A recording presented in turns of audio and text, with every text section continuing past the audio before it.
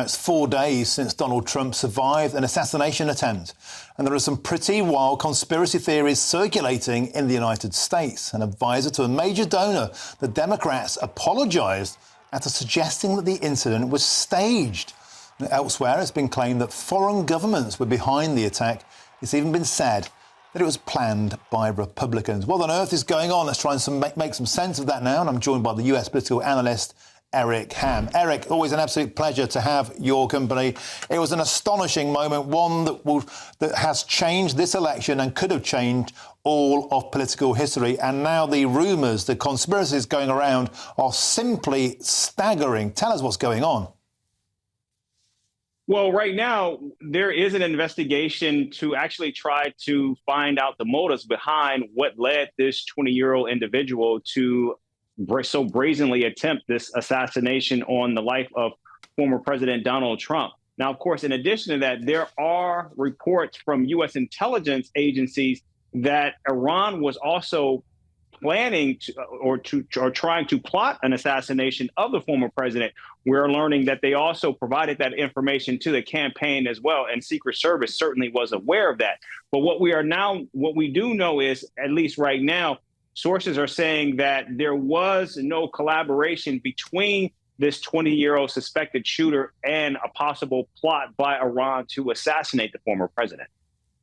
Then, Eric, we also have accusations about the Secret Service being in on it, the local police force turning a blind eye to reports, blaming a sloped roof for being too dangerous. Then it was Jill Biden asking for diversity hires. So we had women who were no good at their job or too short or incompetent at the job. And then we got some Democrats outrightly believing this is a false flag, that the entire thing was somehow fabricated for votes. Well, I do know that already that there have been calls for the head of the Secret Service to actually appear before Congress to answer questions about what exactly happened, how was this able to happen, and what measures need to be put in place to ensure that something like this doesn't happen again.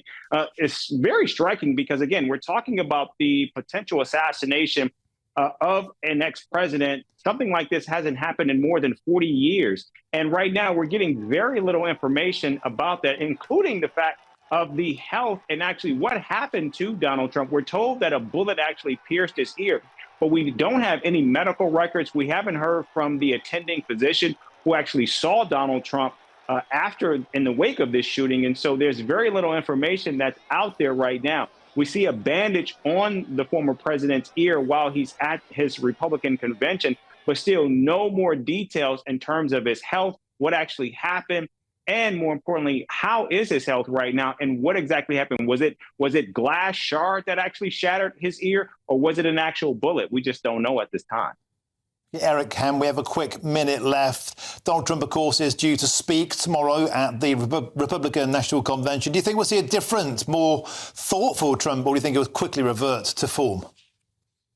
I think we will get a very clear detail of what we're going to hear and see from the ex-president based on what we know that his running mate will say tonight. And now there's been some red meat. There's been some outreach to the other side. We heard last night from Nikki Haley, but it's unclear what we're going to hear from Donald Trump beginning tomorrow night, which is why I think so many people will be tuning in.